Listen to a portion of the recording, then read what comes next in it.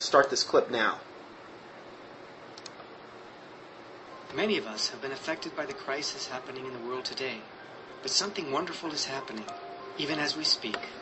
Everybody on earth, without exception, is longing for, seeking, aiming for, consciously or subconsciously, for unity, a sense of unity. Okay, so you heard it right out of Benjamin Creme's own mouth. He's speaking before a couple thousand people here, and he's saying everybody's longing for a sense of unity, and this is the one hallmark of the coming 7-year tribulation, or whatever you believe that to be, the rule under Antichrist. We're going to have a one-world religion, one-world political system, one-world currency, pretty much one-world everything. And in order for that to happen, all the barriers between these various and sundry religions have to be torn down. And what Benjamin Creme has said and has been saying and will continue to say is that Maitreya is the one catalyzing entity that will make this all happen.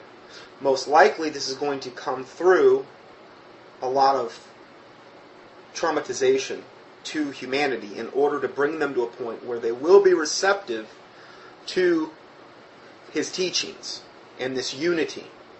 And so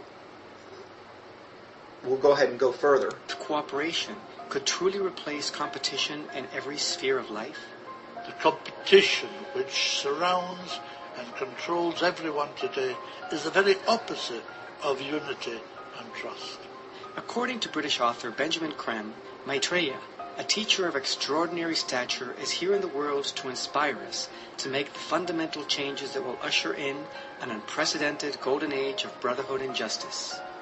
This is indeed a unique time in the whole history of the world. So we have to reassess the meaning and the purpose of life. The lead in this respect will be given by Maitreya himself, unannounced as Maitreya, seemingly just one of us. Maitreya is emerging into the open, beginning public work on television and radio throughout the world, beginning in America and Japan and then other nations. Okay. Maitreya and his... So he's saying Maitreya is beginning his public work. Now, I understand. He's been saying this a long time. They took out an ad in the New York Times, it was in 1993 or something, or 1983, or 82, where they were announcing his imminent return. And there's been... But I think the reason that hasn't happened is because the Lord wants to show Maitreya to be the devil that he is. Because according to Deuteronomy 18, the test of a true prophet is the prophecy, number one, has to occur, and it also has to confirm the Word of God. It can't be running contradictory. Everything about this devil is contradictory to the Word of God.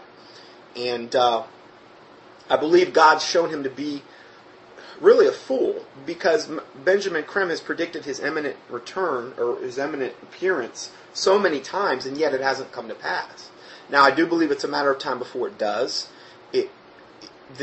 The situation is right for his arrival, with the advent of the swine flu, possible World War III in the Middle East, false flag nuclear event. These types of cataclysmic events, even Maitreya has said, really have to happen in order for him to make his emergence, so that we will be more receptive to him. We're going to go further now. A group of masters have created hundreds and hundreds of signs for humanity to show that something tremendous is afoot. Sorry.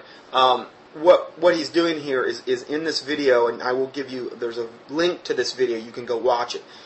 What he's claiming, and I've said this in times past, is they're showing all these different various and sundry signs that are happening around the world. Particularly in the Catholic religion, where you have like the Virgin Mary crying blood, and you have the little Hindu milk goddesses drinking milk, and I think it'd be good if they could maybe get the Hindu milk goddess to eat Cheerios with the milk, because what's milk without Cheerios? Sorry, but anyway, stuff like that. I think that He's claiming every single religious miracle taking place on the planet when it comes to like a sign, okay? Maitreya has claimed and is claiming credit for. And supposedly these are being done to prepare the masses for his coming, that they'll understand, when he gets here. He was the one that did these miracles and performed these feats. And these are known throughout the world, extraordinary, seemingly impossible happenings, but happenings which happen.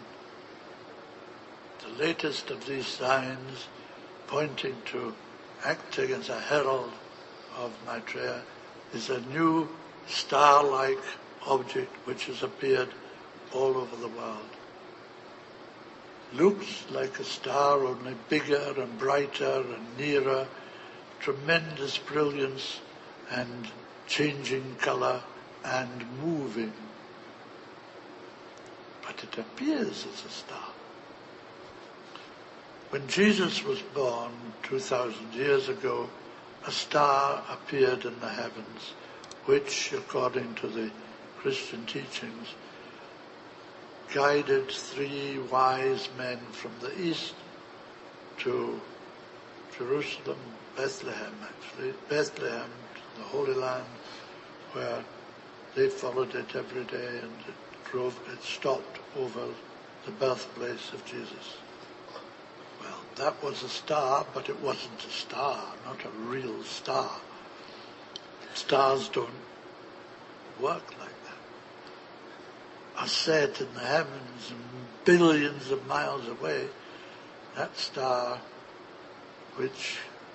Star of Bethlehem, it was a spacecraft sent by the spiritual hierarchy to guide the 3 wise men and act as a sign. This has been repeated today, in which our spiritual hierarchy have arranged with our fellow humans on this solar system to have 4 such spacecraft, huge, enormous entities, which are posted throughout the world, so that wherever you are, you see a star, one star, which acts like I have described. We have reports from all over the world of this star, hundreds of them, and a few interviews on media, radio or television or press media about them. But what Maitreya really desires is an open discussion on the media worldwide about the star, what it is, because people don't know what it is. They see it, they report it, but it's an amazing object. They think, is it a UFO? Well, in a sense it is a UFO, but it's a very specific one. It is the star, and the first so-called crop circles, which have been created for years. Okay, I'm going to stop there for a second, and we're going to comment on some of the things that he just talked about, because he said a mouthful there. Hopefully you got all that, and if you didn't, you can go up to my PDF and just click on the link, or click on star sign on the YouTube, and you can hear him talk about this.